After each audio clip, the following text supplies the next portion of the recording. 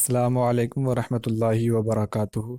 शाद study hub channel में आपका इस्तकबाल है। मैं मोहम्मद दिलशाद पाँचवीं जमात के निसाब में शामिल इब्तिदाई उर्दू का पाँचवा सबक लेकर आपकी खिदमत में हाजिर हूँ। आज के सबक का उन्वान है लड़का लड़की एक समान, यानी लड़का लड़की एक बराबर। इस सबक को हम शुरू करते हैं और हम देखेंगे इसमें किस तरीके से ये बात समझाने की कोशिश की गई है कि लड़का और लड़की एक समान हैं। चलिए शुरू करते हैं। मुन्नी और गुड्डू भाई बहन थे। एक दिन मुन्नी ने अपने एक दिन मुन्नी ने आम के पेड़ पर चढ़कर एक आम तोड़ा। उसका मिट्ठू उसके साथ था। मुन्नी घर आई ताकि आम को अपने भाई गुड्डू के साथ मिलकर खा सके। माँ ने आम के दो हिस्से किए, एक बड़ा और एक छोटा। बड़ा हिस्सा गुड्डू को दिया और छोटा मुन्नी को। मुन्नी को ये अच्छा नहीं लगा। उसने माँ से शिकायत की। माँ बोली, बेटी क्या तुम नहीं जानती कि लड़कों का हिस्सा लड़कियों से ज्यादा होता है? क्यों? मुन्नी ने पूछा। इसलिए कि वो ज्यादा मेहनत का काम करते हैं, माँ ने जवाब दिया। ये सुनकर मुन्नी चुप हो गई। दोपहर में खाने के वक्त भी मुन्नी ने देखा कि माँ का ध्यान गुड्डू की तरफ ज्यादा है। माँ ने उसे अंडा दिया था और मुन्नी को नहीं दिया था।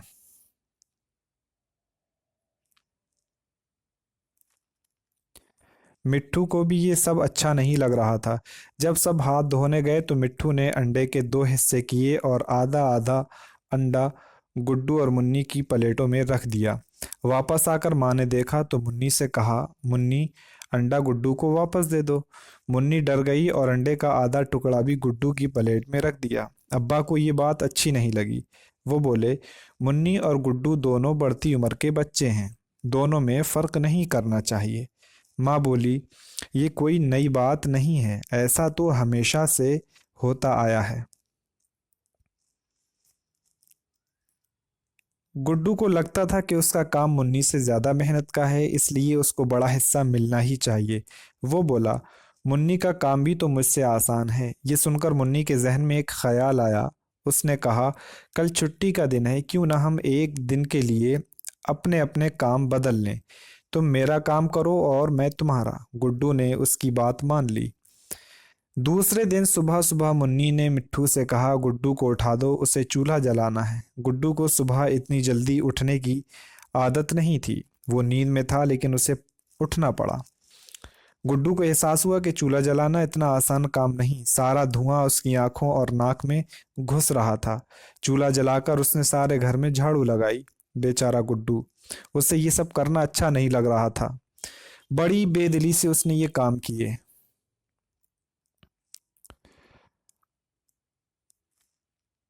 अब मुर्गी के बच्चों को दाना डालना था। इस काम में भी उसे बड़ी मुश्किल पेश आई। इधर उधर दौड़ते भागते चूजों को डरबे तक पहुंचाना आसान न था। दूसरी तरफ मुन्नी आराम से कुछ देर बाद उठी। वो अपने मिट्ठू को लेकर पालतू गाय लाली को चराने के लिए निकलने लगी तो गुड्डू ने उससे कहा, देखो मुन्नी, ये ख्याल रखना कि लाली किसी दूसरे के खेत में ना चली जाए। मुन्नी के जाने के बाद उसने उसकी जगह सफाई की जहां गाय बांधी जाती थी। फिर अच्छी तरह हाथ धोकर बर्तन मांजने लगा। उसके बाद उसने घड़ों में पानी भरा। उधर मुन्नी ने गाय को चरने के लिए छोड़ दिया। उसने थोड़ी देर पतंग उड़ाई, कुछ देर छोटे छोटे कंकरों से खेलती रही। फिर एक पेड़ के साए में बैठकर आराम करने लगी। ठंडी ठंडी हवा चल रही थी। थोड़ी देर में उसकी आंख लग गई। अचानक मिट्ठू की टींटी से उसकी आंख खुली। वो कह रहा था, लाली गांव के मुखिया के खेत में घुस गई है। मुन्नी लाली के पीछे भागी। लाली ने उसे खूब सताया। बड़ी मुश्किल से वो उसे पकड़ पाई। मुन्नी शाम को घर लौटी तो देखा गुड्डू बहुत थका हुआ है। उसका चेहरा उतरा हुआ था। उसे भूख भी लगी थी। माँ ने गुड्डू को दिन भर काम करते देखा था। उसे उस पर तरस आ रहा था। अब उसे लगा कि वाकई मुन्नी दिन भर कितनी मेहनत करती है। उस रात माँ ने मुन्नी को वो खाना खिलाया जो गुड्डू खाता था। मुन्नी की प्लेट देखकर गुड्डू की आंखों में आंसू आ गए। इतना काम करने के बाद ये खाना, उसने रोते हुए कहा। उसकी उस बात पर सब हंस पड़े। अब ये बात उन सबकी समझ में आ गई थी कि खाने में दोनों को बराबर का हिस्सा मिलना चाहिए। दूसरे दिन गुड्डू जब स्कूल से लौट रहा था तो सड़क के किनारे अमरूद के पेड़ से एक अमरूद तोड़ा। घर आकर उसने आधा अमरूद काट कर मुन्नी को दिया और बोला, तुम बहुत मेहनत करती हो। उसने वादा किया कि अब वो घर के कामों में उसकी मदद किया करेगा। मुन्नी ने भी इस बात को माना कि गुड्डू का काम आसान नहीं है। मिट्ठू ने अमरूद के दोनों टुकड़ों को देखा और बोला, टी टी, लड़का लड़की एक समान। अब हम मश्क हल करते हैं, देखते हैं। यह अल्फाज माने हैं। समान का माना होता है बराबर, जहन का माना दिमाग, आंख लग जाना इसका माना है सो जाना, चेहरा उतर जाना ये भी एक मुहावरा है, इसका माना है चेहरे से थकन का पता चलना, तरस आना इसका माना है हमदर्दी पैदा होना।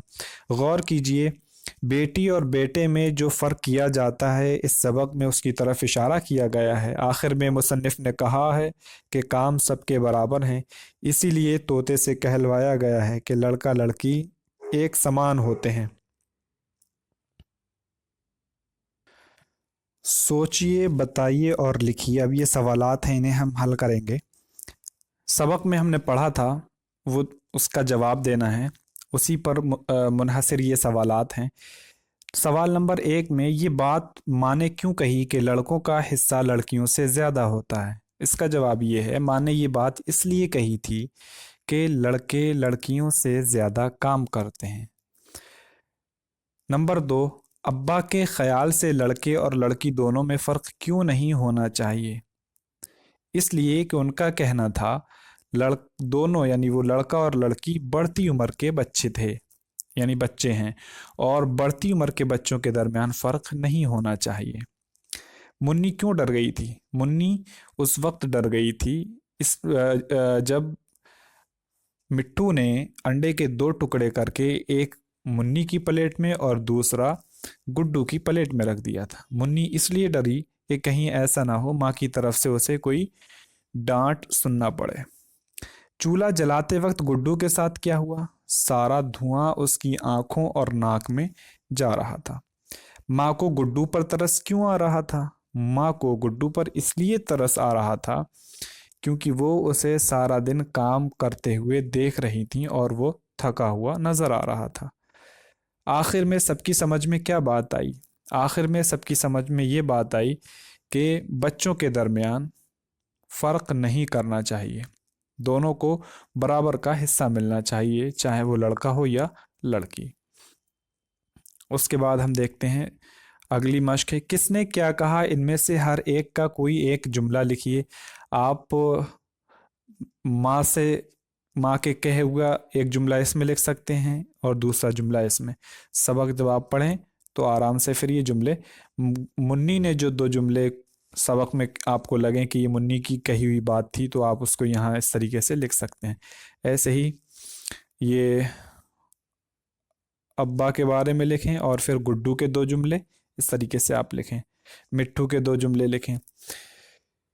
अब यहाँ देखें कि इनके काम क्या थे, 2-2 जुमलों में लिखिए। ये मुन्नी है, इसके काम क्या थे? घर में झाड़ू लगाना और घर के बर्तन साफ करना, चूल्हा जलाना और खाना पकाना या खाना पकाने में मदद करना, ये किसके काम थे? या कह सकते हैं पानी भरना भी मुन्नी का काम था। गुड्डू के काम क्या थे? इसका काम था जानवरों को चारा देना और जानवरों को बाहर चराने के लिए ले जाना। नीचे दी गई तस्वीरों को गौर से देखिए। अब इसमें हम देखेंगे लड़का, ये लड़की, उस्ताद, उस्तानी, गिलास, कुर्सी। अब यहाँ ऊपर दी गई तस्वीरों से नर और मादा का पता चलता है। नर को मुज़क्कर और मादा को मुअन्नस कहते हैं। बेजान चीज़ें, वो चीज़ें जिनमें जान नहीं होती, वो भी मुज़क्कर और मुअन्नस बोली जाती हैं। मुज़क्कर जो मर्द की तरह लफ्ज़ इस्तेमाल किए जाते हैं, जैसे हम कहते हैं कि लड़का अच्छा है, ऐसे ही कलम एक बेजान चीज़ है, इसके बारे में हम बोलेंगे कि कलम अच्छा है। हम ये नहीं कहते कि कलम अच्छी है, क्योंकि लफ्ज़ कलम जो है वो मुज़क्कर इस्तेमाल होता है। ऐसे ही कुछ बेजान चीज़ें मुअन्नस इस्तेमाल की जाती हैं, जैसे किताब। अब ये मादा तो नहीं है, औरत तो नहीं है किताब, लेकिन इससे हम इस्तेमाल करते हैं मुअन्नस की तरह। अब अगर हमें कहना हो तो हम कहेंगे किताब अच्छी है। कोई ये नहीं कहता कि किताब अच्छा है, क्योंकि ये गलत होगा। किताब जो है वो मुअन्नस के तौर पर इस्तेमाल किया जाता है। अब देख लें, यहाँ मिसाल है जैसे पंखा, गिलास, टमाटर। ये क्या है? मुज़क्कर इस्तेमाल होते हैं। पंखा अच्छा है, गिलास नया है, टमाटर ताज़ा है। और घड़ी, सड़क, कुर्सी ये मुअन्नस इस्तेमाल होते हैं। उसके बाद हम देखेंगे इन लफ्ज़ों को पढ़िए और मुज़क्कर मुअन्नस की पहचान करके मिसाल के मुताबिक निशान बनाइए। तो आप निशान बना सकते हैं। किस तरीके से निशान बनाएंगे आप? जैसे भूख जो है मुअन्नस इस्तेमाल होती है, ये लफ्ज़। और पतंग जो है ये लफ्ज़ मुअन्नस इस्तेमाल होता है। पेड़ मुज़क्कर इस्तेमाल होता है। मेहनत मुअन्नस। वक्त मुज़क्कर। मिट्ठू मुज़क्कर इस्तेमाल होता है। अंडा मुज़क्कर इस्तेमाल होता है। बात मुअन्नस। छुट्टी, बर्तन। तो इस तरीके से आप बना सकते हैं। बहन मुअन्नस इस्तेमाल होता है और धुआं मुज़क्कर। अब इन लफ्ज़ों से जुमले बनाइए और खाली जगहों में लिखिए। शिकायत पर आप बनाएं, मुझे आपसे कोई शिकायत नहीं है। मैं पतंग उड़ाने का आदी हूँ, इसमें आप लिख सकते हैं। मेहनत की हमें आदत डालनी चाहिए, इसमें लिख सकते हैं। वादा नहीं तोड़ना चाहिए, हर एक का हिस्सा बराबर है। इस तरह से आप लिख सकते हैं इन पर अल्फाज, यानी जुमले बना सकते हैं। अब यहाँ इन लफ्ज़ों के वाहिद लिखिए। औकात का वाहिद होता है वक्त। शिकायत का वाहिद होता है शिकायत। ख्यालात का वाहिद होगा ख्याल। आदात का होगा आदत। एहसासात का होगा एहसास।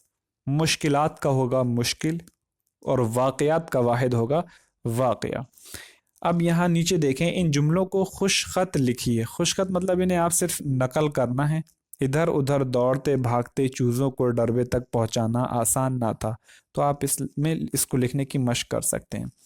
फिर अच्छी तरह हाथ धोकर बर्तन मांजने लगा। कुछ देर छोटे छोटे कंकरों से खेलती रही। थोड़ी देर में उसकी आंख लग गई। इस तरह से आप इन्हें मुकम्मल कर लें। अमली काम, इस कहानी का दूसरा उन्वान क्या हो सकता है? उन्वान का मतलब हो गया, जैसे ऊपर उन्वान क्या था कि लड़का लड़की एक समान। उन्वान कहते हैं, इसका माना होता है पता, एड्रेस। तो इस कहानी का दूसरा उन्वान जो होगा वो क्या हो सकता है? टाइटल जिसे हम कह सकते हैं।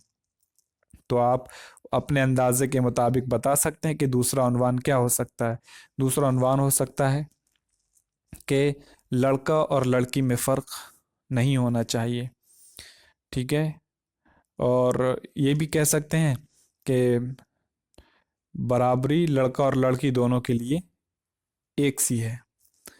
तो इस तरह से आप अपने ख्यालात इसमें लिख सकते हैं। उसके बाद इस कहानी में पालतू जानवर और परिंदों के नाम आए हैं, उनकी तस्वीरें बनाकर उन पर दो दो जुमले लिखिए। अगर आपके पास वक्त है तो आप इसे कर सकते हैं। उम्मीद है कि ये सबक आपको अच्छे से समझ में आया होगा। किसी भी तरह की कोई दिक्कत पेश आती है तो कमेंट बॉक्स में ज़रूर पूछें। आप अपना तब तक के लिए ख्याल रखें। मिलते हैं आपसे अगली वीडियो में एक नए सबक के साथ। अल्लाह हाफिज़।